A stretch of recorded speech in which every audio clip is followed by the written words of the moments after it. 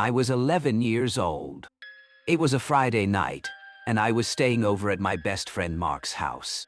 For a kid like me, this was an extremely exciting event. I had been tired from school all week, and I just looked forward to the weekend so I could have fun. My plan was to sleep over at Mark's on Friday night, play all day on Saturday, and then go home in the evening. What was even better was that Mark's parents had an important event to attend and would be home late. They trusted the two of us to look after the house for about 6 hours. I arrived at Mark's house around 8 p.m. His parents were already waiting to give us the necessary instructions. A list of emergency phone numbers, food prepared, and most importantly, to bring Lucky the dog inside before it started to rain, because his kennel in the yard was a bit old and could leak. As soon as his parents left, we started our own party. We watched a few movies, had dinner, and played cards in the living room. Everything was perfect. Suddenly, Mark had an idea. Hey, why don't we go to the abandoned lot down the street? It looks a little creepy. It might be fun. The lot had been abandoned for a long time, overgrown with weeds and trees, surrounded by an old fence. It sounded like a fun adventure. We called Lucky into the house, got the keys, and set off. It was only about a 10-minute walk from home. If we had gone back then, things might have been different. But at 11, we were brave and reckless kids. Let's play a game. Each of us sits in a corner and see who gets scared first. Mark said. We stood facing each other and slowly walked back in different directions until we could only see each other's silhouettes. About 10 minutes passed in silence. Suddenly, I saw Mark stand up and run very fast towards me. He ran as if someone was chasing him. I was about to tease him that he had lost. Let's go. Hurry up. We have to feed Lucky, Mark said. I was a little confused because his parents had already prepared food for Lucky. But looking at Mark's pale face with fear, I knew something was wrong. We didn't say a word, just ran. Mark held my hand so tightly that my wrist was bruised for days afterwards. When we got home, Mark locked everything. Lucky also seemed uneasy. He kept barking at the door. While we were sitting there, I saw something crawling in the bushes, right behind you. It was coming towards you. I didn't want to scare you, and I didn't want that person to know that I saw him. So I made up a story about feeding Lucky so we could leave. Mark said. After hearing that, I felt a chill down my spine. We didn't dare tell anyone, for fear of being scolded for going out alone. About an hour later, as we were trying to calm down, Lucky started barking furiously downstairs. This time his barking was strange, full of ferocity. There was a man standing in the middle of the yard. He was wearing old, dirty clothes. Even in the dim light, we could see him clearly. He was trying to open the door. The basement door.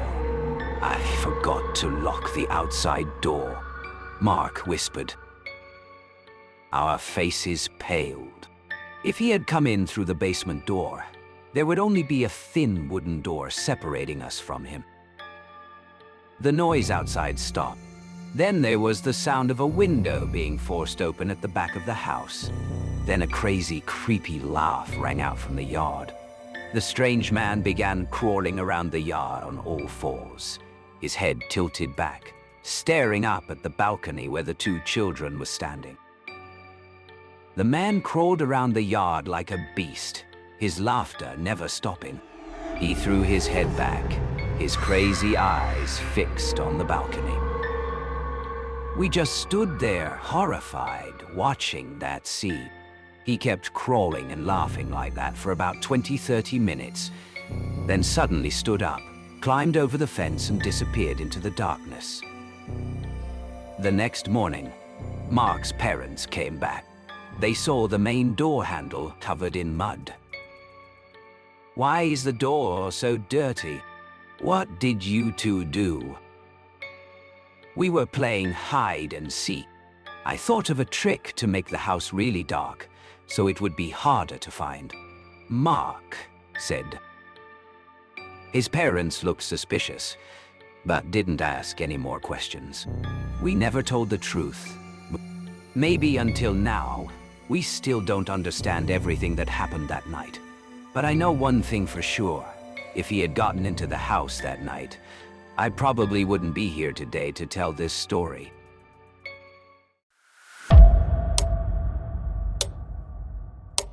My story begins like many stories these days, on a dating app.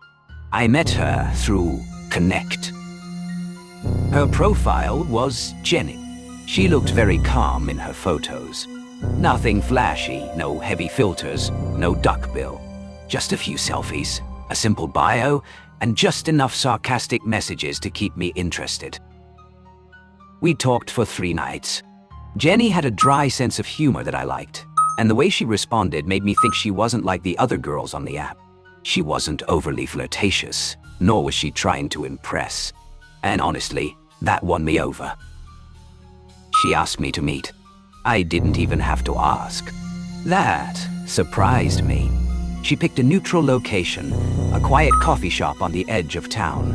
I got there 15 minutes early and waited outside, pretending not to notice every girl who passed by to see if it was her. Then someone stopped in front of me and called my name. It was Jenny, or it was supposed to be Jenny. I looked up. The woman standing there looked familiar, but wrong. She looked about 5 or 6 years older than Jenny in the photos. The face was similar, but everything from the jawline to the eyes was strangely off, like a faded, distorted version of the photos. "Listen, I know I look different. Please don't leave yet. I'm not trying to be deceitful, it's just I have a hard time showing who I really am. I don't think anyone would swipe on me if I didn't." She spoke. Her voice was shaky, almost pleading. She looked genuinely scared. I should have left. I should have said that this was an unacceptable deception. But I didn't. She wasn't unattractive, in fact. Beneath all that panic, she had a beauty of her own, more real than in the pictures. And the way she looked at me, as if expecting me to hate her immediately, made it hard for me to get up and leave. So I stayed. We ordered coffee. The awkwardness faded. She started making me laugh again, just like in the text. But there was something behind her words, like she was watching me closely, too closely. But what really caught my attention was her phone. It kept lighting up, call after call from unknown numbers. She didn't answer any of them. After the 5th call in 15 minutes, I finally spoke. "Is it work?" "It's not important. I'm off today."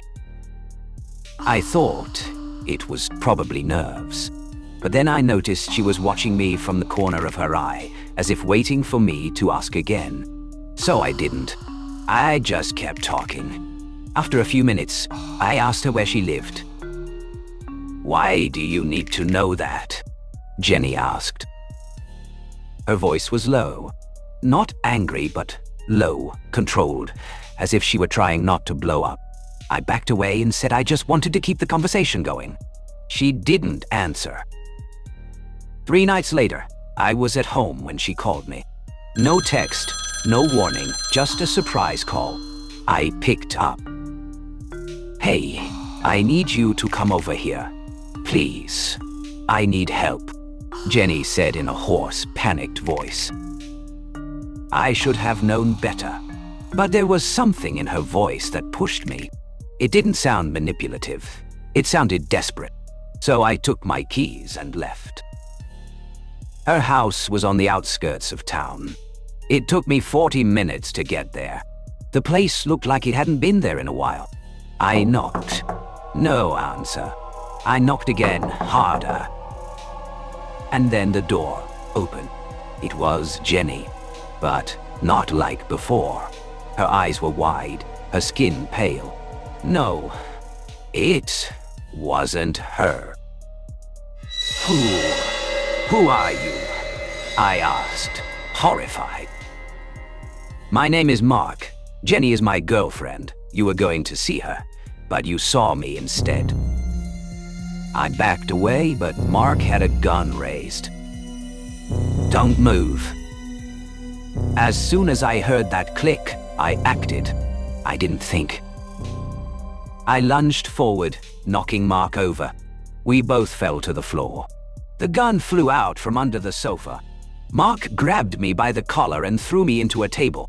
The table shattered, splinters of wood piercing my hand. Mark lunged at me and punched me. I felt my nose shatter. I grabbed a piece of the broken table leg and swung it at Mark's temple. Mark screamed and fell. I crawled toward the gun. Mark kicked me hard in the ribs. I held my breath in pain. Mark pulled my ankle back, but I spun around, clawing at his face. He grabbed my wrist, twisting it until there was a crack. We were both bleeding. I kicked Mark in the chest with all my might, staggered to my feet, and searched for another weapon. I grabbed a nearby decorative tile, turned around, and slammed it into Mark's jaw. Once, twice, 3 times. Mark didn't move. I stood over him, dizzy, coughing, my whole body aching. I was about to call the police. But then I smelled something else. Not the original stench. Worse. Stronger. It was coming from the end of the hall. I shouldn't have gone any further, but I couldn't stop. The flashlight picked up plastic sheets on the floor, dried blood, and a mattress soaked in dark red. In the corner were large, black garbage bags tied tightly. Shakily, I walked to the nearest one and tore it open. Inside were hair and a chunk of scalp. The next bag was a neatly severed arm. Another had a lung wrapped in rags. I backed away, retching. I looked at another bag that had been torn open. A face stared out, blank and bruised. It was Jenny, the real Jenny. He hadn't just killed her. He'd cut her into pieces, arranged them. I shakily called the police from the porch. The police cars arrived, lights flashing. They arrested Mark, still breathing but barely conscious. I told them everything. They believed me. They found her ID, her clothes, her blood in every room. I deleted Connect that night. I never re-downloaded it. That day, I realized that things can always be worse than you imagine. Some people fake their profiles. Others become the profile itself.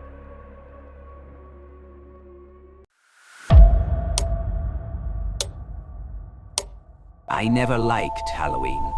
People dressed in costumes, houses covered in fake spider webs, children screaming down the street. To me, it was all just a silly show to hide people's true fears. But that year, I was wrong. On the evening of October 30th, a group of my friends discussed having a big costume party. I was dragged along, even though I wasn't interested. Come on, Mia. It's just one night. Wear something different for once, my best friend Harper said. So we drove to a deserted neighborhood near the edge of town. There was a thrift store that Harper said was cheap and has a lot of unique stuff. The store was tucked between 2 abandoned buildings. The old sign, only a few words faded. Black Hollow Costumes. When we entered, a cold, musty smell wafted out, as if from a basement that had been neglected for decades. The yellow light flickered on hundreds of dresses hanging close together, swaying silently despite the lack of wind. At the counter stood an old woman with wrinkled skin, shoulder-length silver hair, and cloudy eyes covered in frost. She stared at me without blinking, her smile wrinkled like a crack in a stone statue. I walked down the aisle, past the old costumes. Vampires, mummies, bloody nurses. Until my eyes stopped at a jet-black witch dress, hanging alone in the corner, covered in a thick layer of dust like ash. It seemed different, almost real. The dress was made of black velvet, with silver trim, a pointed hood, and torn lace gloves. Under the light, it reflected a crimson red, like dried blood. As soon as I touched it, a cold current ran down my spine. A small tag attached to the collar read, "No try on, no return." I took the dress to the counter. The old woman laughed coldly, her voice hoarse. "You chose it. It's been waiting for someone to wear it for a long time. The girl before looked beautiful in it, until she was no longer human." I thought she was joking to fit the festive atmosphere, so I just laughed. "Don't wear it past midnight," she added, her voice becoming serious. "Then it will wear you." The next night, we went to a party at a friend's suburban house. Music, flashing lights, the smell of alcohol, candy, and cigarette smoke mixed in the air. When I walked in, everyone was amazed. "Mia, you look like a real witch. Where did that outfit come from? It looks so alive." I just laughed, but I felt the fabric on my body contract with each breath. The later it got, the hotter my neck became. Then it burned. Around 11:45, I felt dizzy and went into the bathroom to take off my suit. I zipped the back. It wouldn't budge. I pulled harder, then harder. The sharp pain made me stop. When I looked in the mirror, I saw that my skin and the fabric were fused together. The seams were bleeding. I tried to cut it with scissors, but the metal snapped. A small voice echoed in my head, clear and cold. "You woke me up." I spun around. No one was there. Only the mirror was fading, as if covered in fog, and a figure in it was smiling at me, though I wasn't smiling. The clock struck 12. The electricity suddenly went out in the house. Only the dim light of the jack-o'-lanterns outside the window. I felt the fabric on my body tighten, as if hundreds of invisible hands were pulling me down. The voice rang out again, clearer this time, echoing through my head. "You gave me a body. Now it's my turn to give you a soul." I fell to my knees, trying to scratch at the fabric, but my nails turned black, long, sharp as claws. My skin darkened, cracked.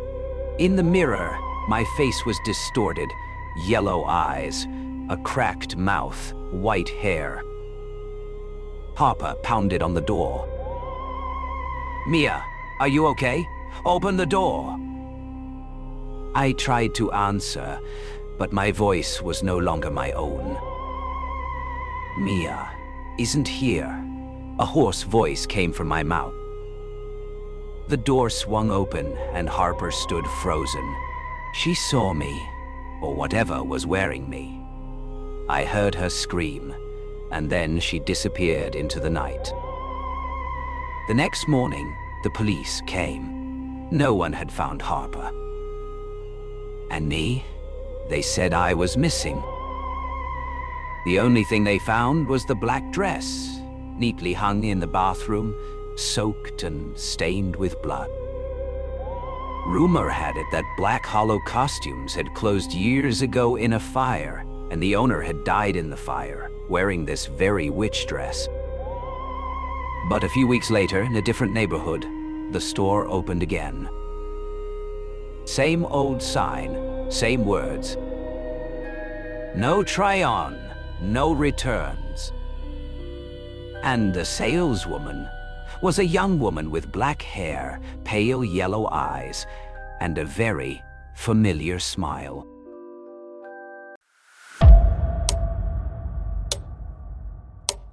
I wish I could say that I have nothing to fear, but the truth is, fear is my constant companion. I've seen things that I can never unsee, and I don't know how much longer I can bear it. It began with a Asenath Waite, but even that wasn't the most disturbing part. It was her father, Ephraim Waite, who truly terrified me. The house they lived in was dark, oppressive, and it always smelled of dampness and decay. Asenath led me to a sitting room where her father, Ephraim, sat in a chair by the fire. There was something wrong with her. He had an unnatural influence over his daughter, and I began to suspect that she was more than just a woman. But I was drawn to her. It wasn't attraction in the typical sense. It was more like an irresistible pull, like something ancient and forgotten was calling me toward her. There was something about her, a coldness in her demeanor, a sharpness in her eyes, that unsettled me from the start. The Waite family had lived in the town for generations, and there were whispers about them. Whispers that even I, a rational man, couldn't ignore. I arrived at the mansion just after dusk. Asenath and I became friends, or perhaps, more accurately, I became someone she could use. At first, I dismissed them as the usual town gossip. At least, that's how it felt. The door creaked open before I could knock, and Asenath stood there, pale and emotionless, her black eyes fixing on mine with an intensity that made my blood run cold. We sat in silence for what felt like hours. Asenath is still out there, somewhere, and the thing that walks in her skin still hungers. I turned toward the door, and there, standing just beyond it, was a figure. It was never Asenath. It was always her. What did he mean?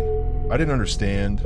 Not fully, but in that moment, I knew one thing. I was trapped, caught between the nightmare in the doorway and the old man in the chair who had not moved a muscle.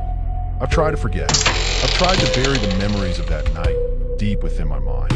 She had been distant lately, her behavior increasingly erratic, and I couldn't help but feel something terrible was going to happen. I turned and ran.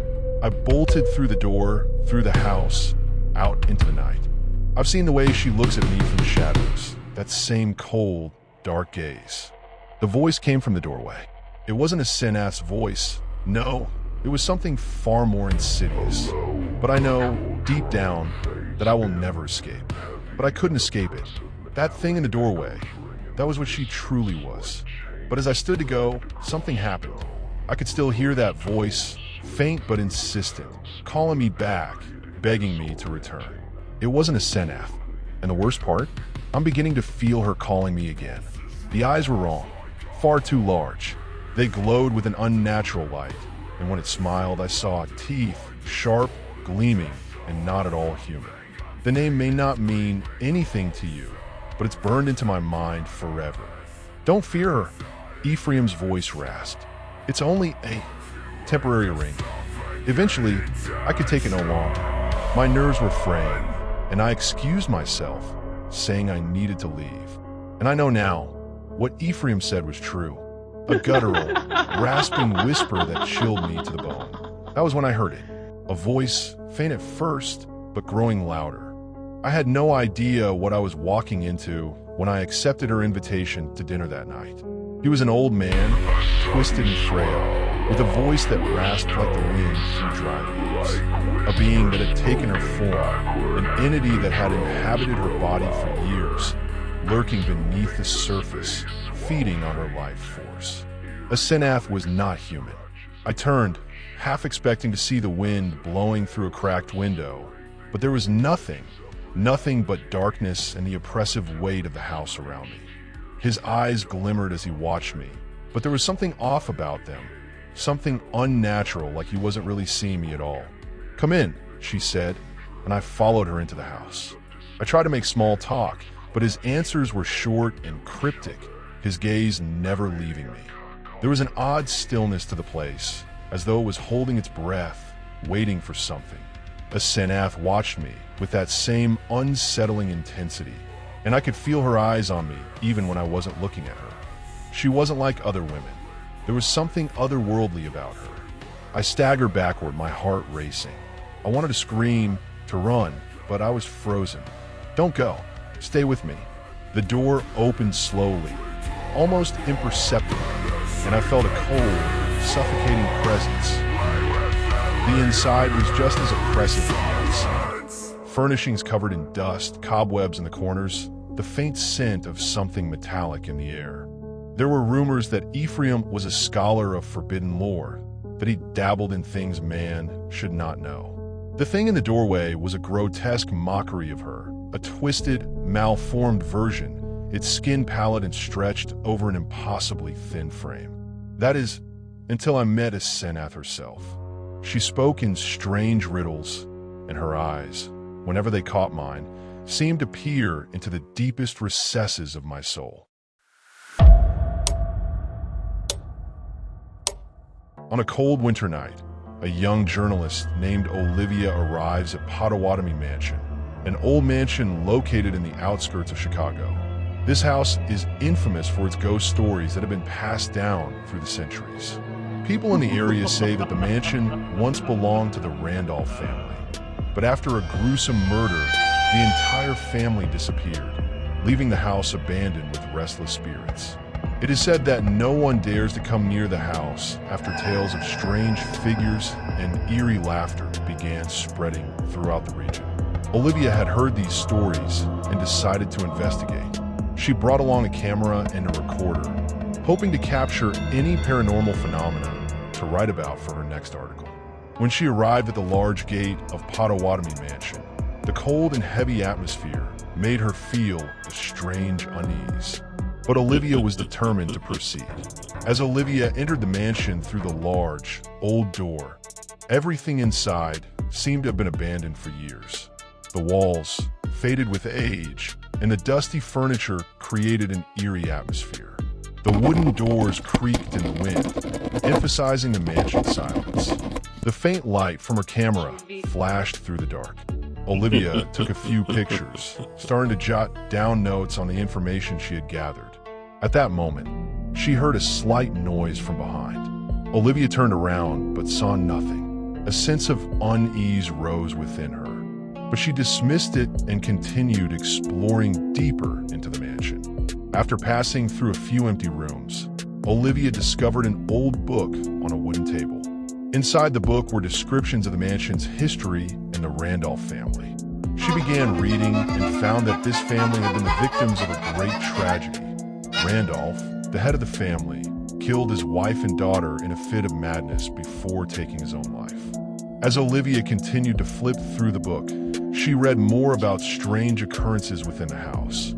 Unexplained noises, ghostly figures appearing at night, and sometimes the eerie laughter of spirits who hadn't moved on. It was believed that the mansion was cursed, and anyone who dared enter would become part of the trapped souls. Olivia continued her exploration, but with every step, the atmosphere grew heavier, as if an invisible force was pulling her in. A cold shiver ran down her spine as she realized she was no longer alone in the house. A shadowy figure appeared in her line of sight, a man with hollow eyes and a face filled with hatred. Olivia quickly turned away, but when she looked back, the figure had vanished as if it had never existed. As Olivia moved deeper into the mansion, she entered a small room where she saw a large painting of the Randolph family. In the painting, the man's face was not smiling like in most family portraits. Instead, his eyes stared at Olivia, full of anger and resentment. When Olivia approached the painting, a strong gust of wind blew through the room, causing the painting to shake. Suddenly, a massive dark figure appeared behind her, with glowing red eyes, staring at Olivia. A cold chill ran down her spine. Olivia felt as if she could not breathe. "You're not leaving," a voice echoed chillingly in the air. "You'll stay here forever." Olivia turned around and saw the shadowy figure of Randolph, standing in the middle of the room with a face full of malice. She hurriedly ran toward the door, but all the doors were locked tight. The atmosphere in the house became suffocating, and the darkness seemed to consume every corner. Olivia tried to escape, but every door she attempted was locked. She ran down long hallways, but it felt as though the mansion was changing, the walls closing in on her, trapping her further inside. Finally, Olivia turned around and looked into a mirror in a small room. In the reflection, she saw herself, but when she looked closely, the mirror reflected another image, Randolph standing right behind her. His eyes were glowing red, and his mouth twisted into a sinister smile. Olivia screamed, but no sound escaped. The entire mansion fell silent, as though it had swallowed her whole. No one ever leaves Potawatomi Mansion. And Olivia, she has now become a part of the house, just like all those before her. I remember the first time I heard about the Midnight Cult was on a rainy evening when my friends and I were hanging out at a small coffee shop in town. That night, none of us thought that our banter would lead to an experience we would never forget. As I scrolled through my phone, I came across an article about a mysterious group of people living in this town. They were called the Midnight Cult. Bizarre stories of strange rituals, unexplained disappearances, and possessed souls were all in the art. I immediately handed the phone to the group. "Look at this. I just found a super weird story. A secret society called the Midnight Cult. I hear they hold rituals at midnight in this town." Jack's eyes lit up. "That sounds interesting. I've never heard of them. What do they do?" Ethan shrugged. "It's probably just a bunch of fiction. Don't believe these things. They're just rumors." Mia was cautious.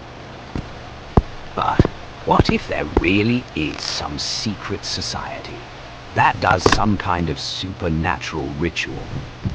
I don't think we should get involved."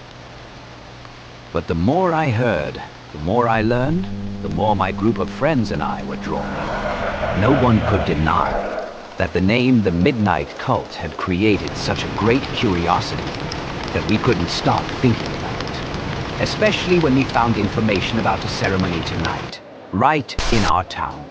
And I, despite having a bad feeling, still couldn't give up. I lowered my voice. "I think we should go find out. Anyway, if it's just a rumor, we have nothing to lose." What was that? Jack Did you was hear that? excited. "That's right. I can't miss this opportunity. Let's go." Mia worried. "Come on, guys. We can't just go there like that. Maybe things aren't as simple as we think." We decided to go. No one in the group really wanted to give up. And even though I had a strange feeling, I still went with them. This feeling, I think, was a combination of curiosity and fear. Every step I took in the dark night felt like a step closer to the inexplicable. When we reached the abandoned house they described, things became even stranger. The house was old, the walls were broken, the windows were broken, and a cold atmosphere hung everywhere. It looked like a house abandoned for a long time, but there was a strange life in it. Ethan whispered, "This is the place. What should we do now?" Jack looked around. "We should go in." "Don't worry, we'll just observe." The door to the house creaked as we opened it, and the air inside was so cold it felt like we were entering another world. A few of the group were starting to feel uneasy, but they continued to follow me. The flashlight on their phones only illuminated a narrow, dark hallway. Jack laughed. "It's probably just a joke. Just keep going." We walked further inside and then we heard a sound. Strange. It was music, but not any music we'd ever heard. It had an eerie sound, making me shiver.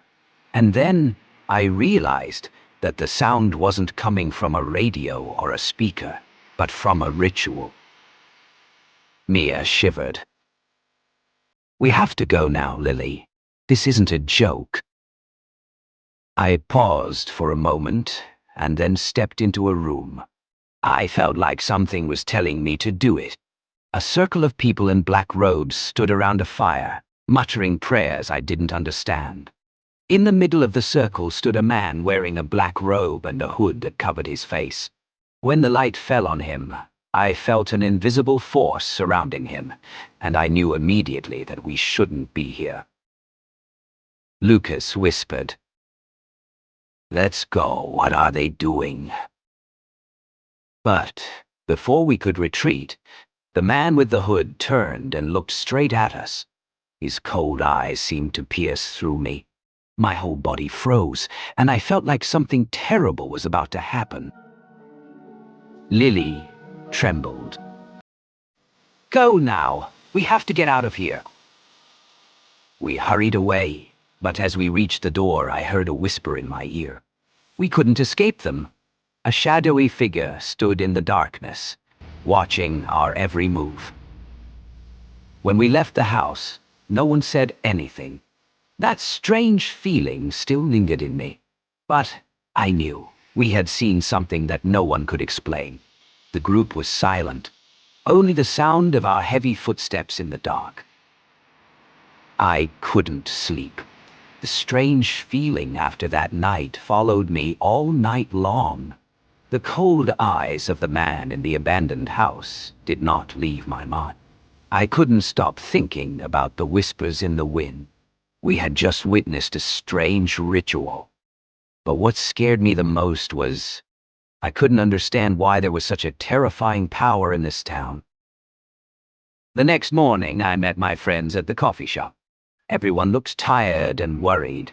They didn't say much, but there was a fear in their eyes that I couldn't deny. Mia looked at me with worried eyes. "Lily, do you feel like you can't leave that place? Like something is watching us?" Jack's face paled. "Yeah, I can't shake the feeling that they're watching us. I've never seen anything like it."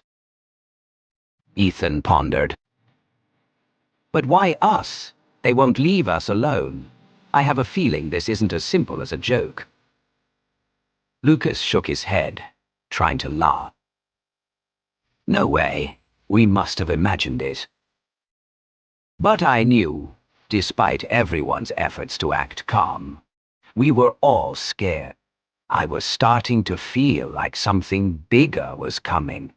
It wasn't just curiosity, but something that was pulling us into a spiral we couldn't escape. Mia began to feel strange things happening around her. She told me that she had strange dreams where she saw herself standing in a circle, like what we had witnessed in the house yesterday.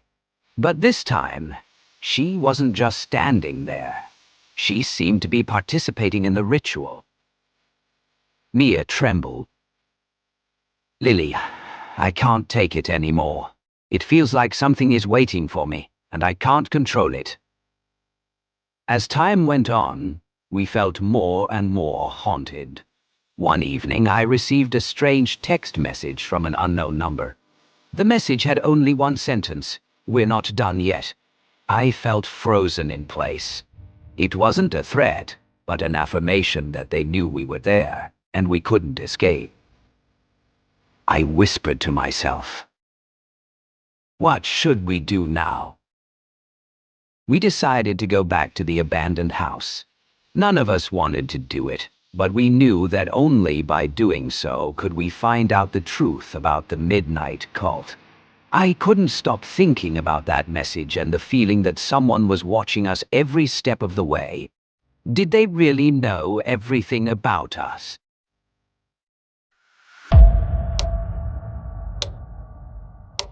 A deserted country road winds through dense fog. Tall trees loom overhead.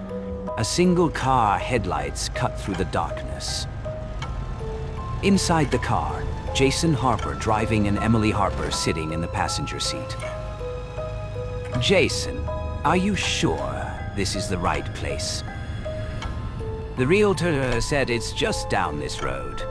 The house is supposed to be abandoned for years, perfect for renovations.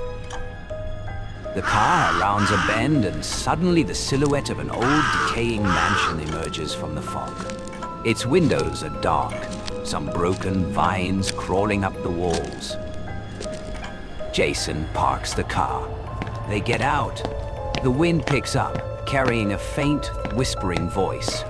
Emily shivers. The front door groans as Jason pushes it open.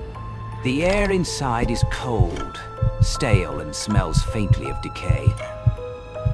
They walk in. Their footsteps echo in the empty halls. Dust swirls around them in the moonlight.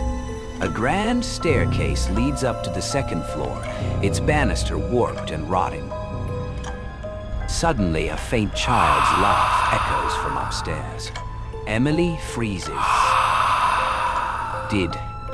Did you hear that? Emily Enchka Ging.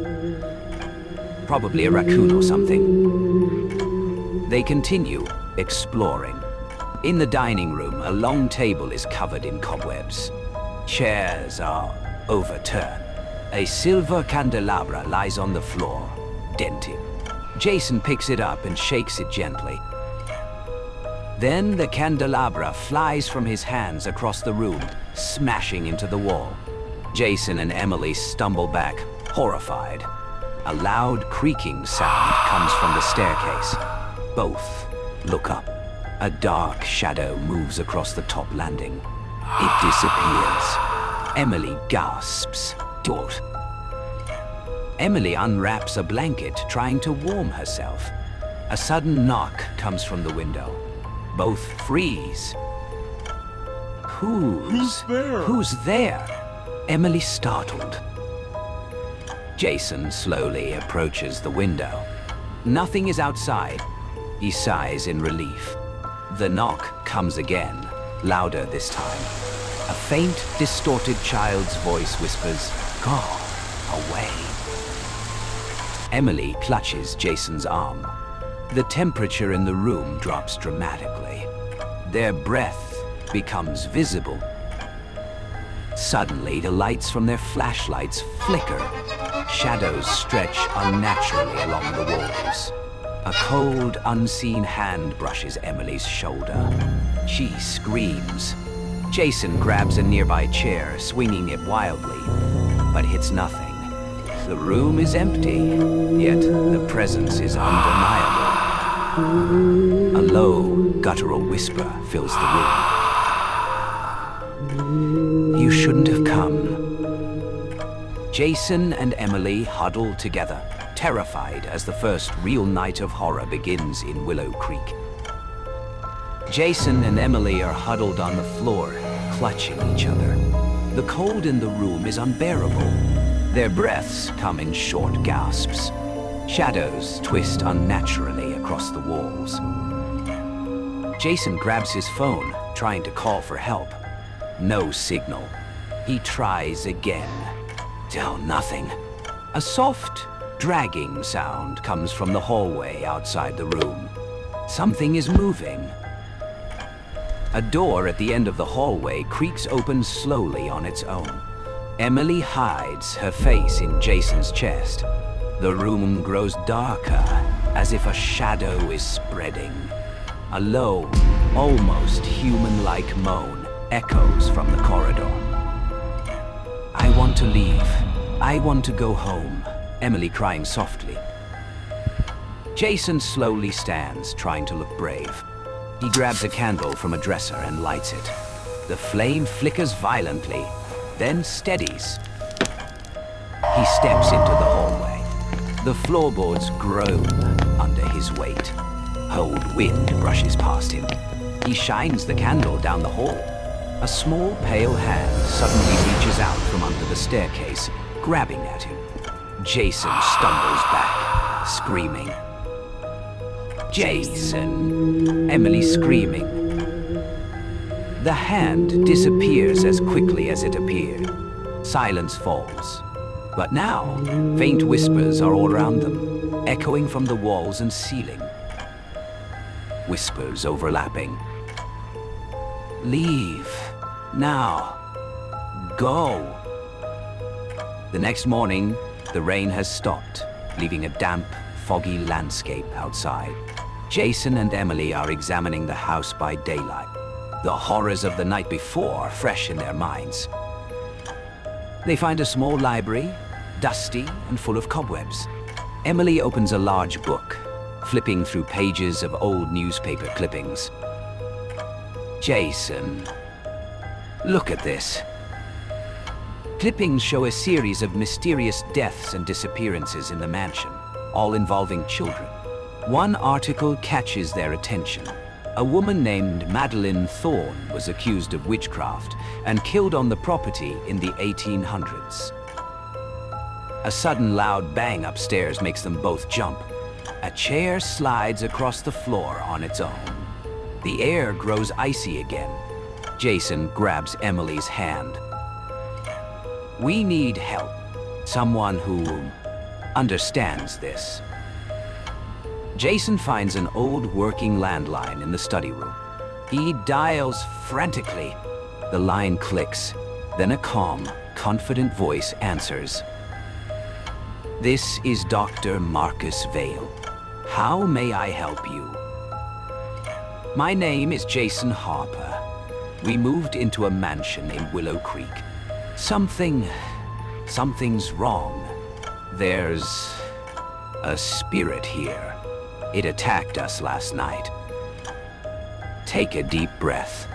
Describe the events from the beginning. Jason recounts everything.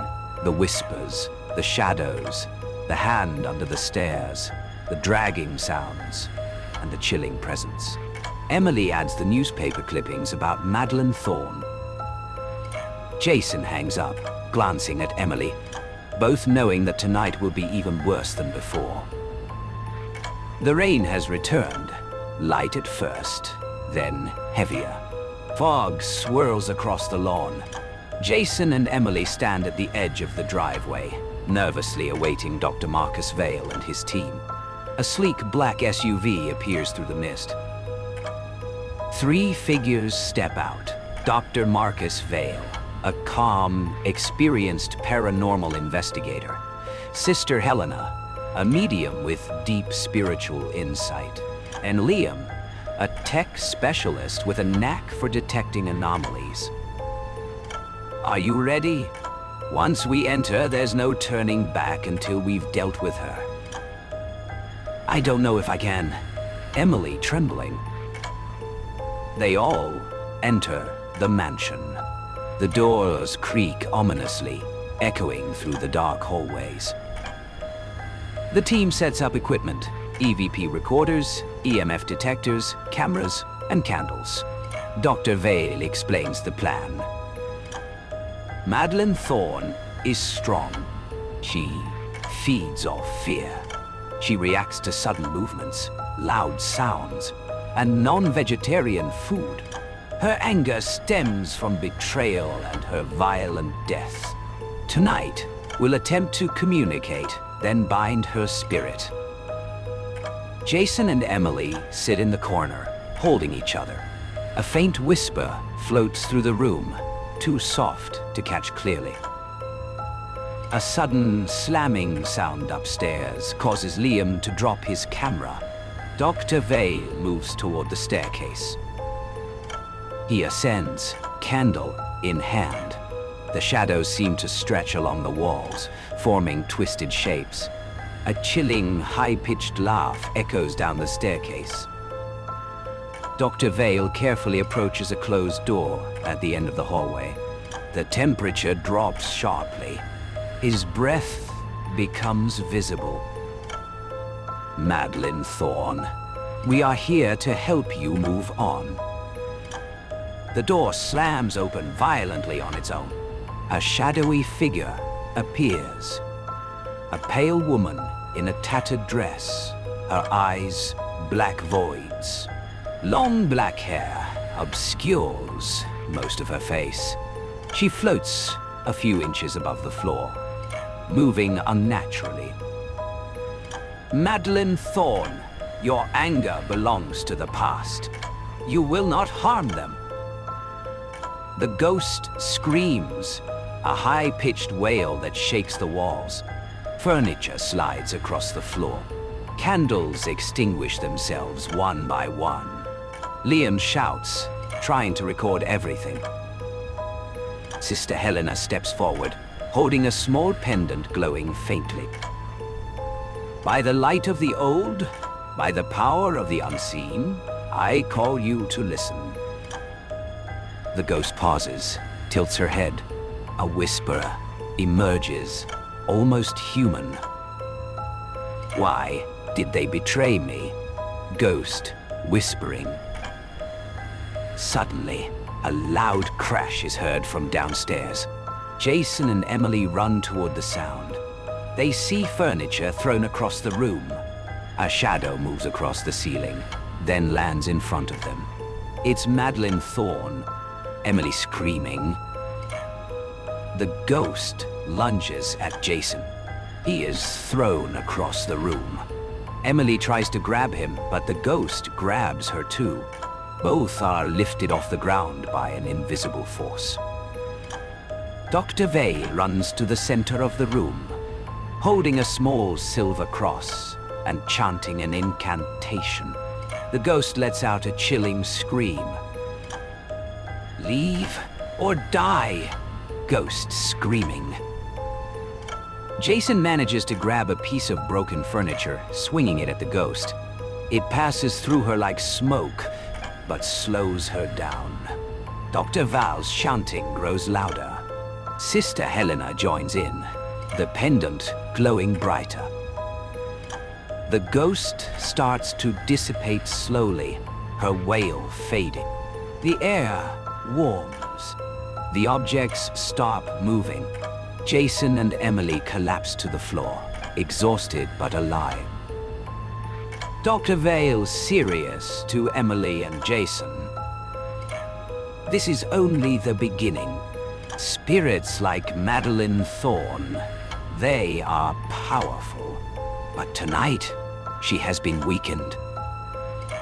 The camera lingers on the shadowy corners of the room, hinting that she may not be gone entirely. Jason and Emily sit as Sister Helena performs a vision ritual.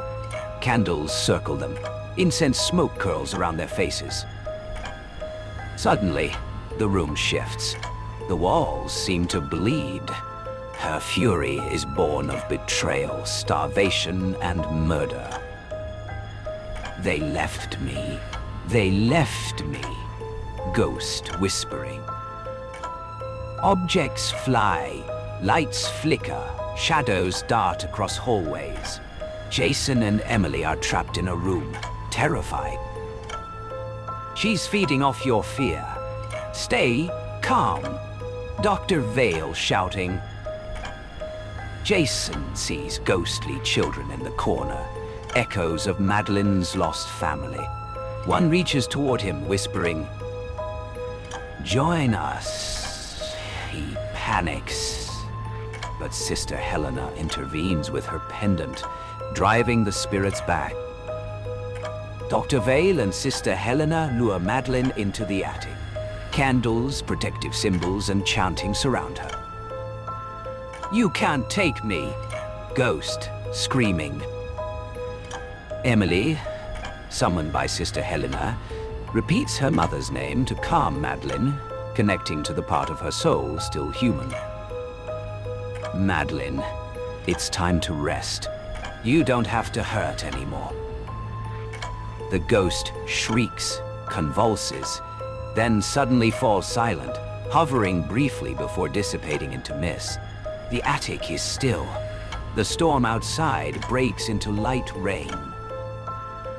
The mansion is quiet. Broken furniture remains, but the oppressive darkness is gone. Jason and Emily sit, exhausted but alive. It's over. She's gone. For now. Spirits like her leave traces.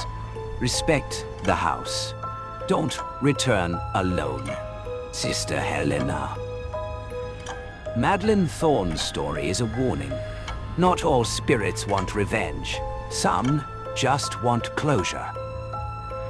The team leaves, the mansion looming quietly in the early morning fog. The camera lingers on a corner of the attic. Faint black smoke curls, hinting she may not be completely gone. Jason and Emily walk away, holding hands. Birds chirp. Life seems to return to normal, but a faint wind carries a whisper. I'll be waiting, ghost whispering. Cut to black. The credits roll, leaving a lingering sense of unease.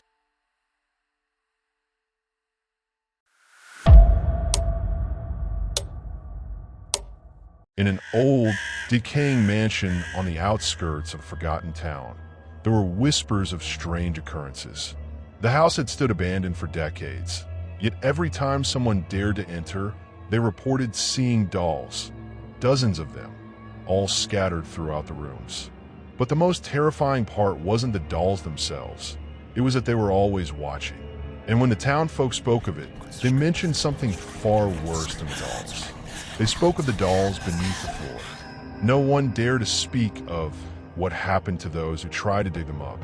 Henry, an antiques dealer, had heard the rumors for years. He'd never believed them, of course. Dolls? Just old children's toys. But when a wealthy client offered him a handsome price to find rare items in the mansion, he couldn't resist. The mansion, long abandoned and overgrown with ivy, looked innocent enough from the outside. Inside, dust covered the furniture, but there was something unsettling about the silence. As he explored the empty halls, he found what he was looking for. Dozens of porcelain dolls lined the shelves of the dusty room, their eyes lifeless but too lifelike. It was as though they were waiting for something. But as he moved closer to examine one, a strange sensation washed over him, a cold shiver running down his spine. The air smelled of something rotten, but Henry was too focused on the dolls to notice at first. He reached out to touch one. The eyes of the doll seemed to follow his every move. As Henry rummaged through the house, he found a trapdoor beneath a rug in the corner of the room. Curiosity overtook him. He pulled the trapdoor open, revealing a dark, narrow staircase leading down into the basement. The air in the basement was thick with decay. The walls were lined with even more dolls, but these were different, worn, tattered, some were missing limbs. Their porcelain faces cracked, but still, their eyes seemed to stare back at him with a horrifying intensity. The most disturbing thing, however, was that beneath them, in the floorboards themselves, something was moving. Henry felt a sudden urge to dig, as if something was compelling him to reach deeper, to uncover whatever was hidden beneath the floor. The wooden planks were warped, cracked, and worn, but the sound of something scraping underneath drove him to continue.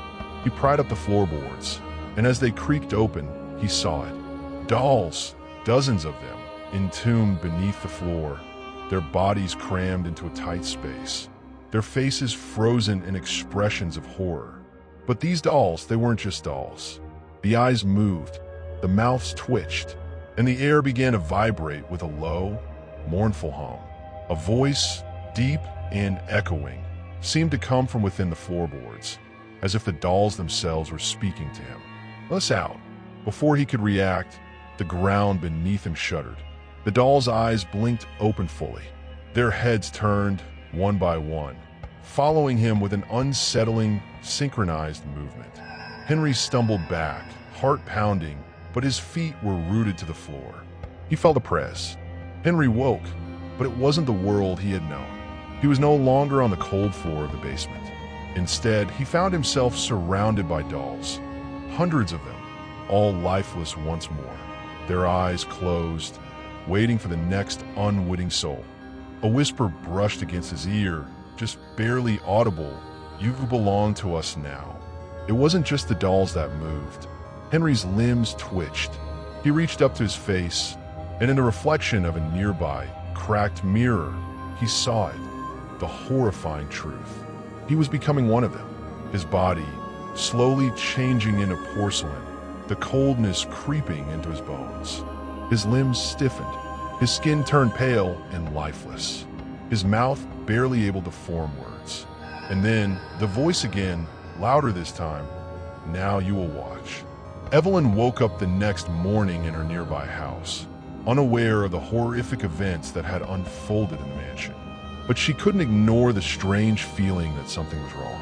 She looked outside, and as she gazed across the hill, she saw it, the dolls, hundreds of them, standing perfectly still in the windows of the mansion. The wind whispered softly through the trees, and with it, she heard a faint voice, distant and haunting. "Let me out." The dolls wait, always waiting, hungry for new souls. And every time someone enters the house, the same thing happens. They join the collection. The floorboards shift, and the dolls reach up, pulling them into the depths, trapping them within the walls for eternity. The town will never speak of it, but the whispers can still be heard in the wind, begging for release. And once you've entered, you will never leave.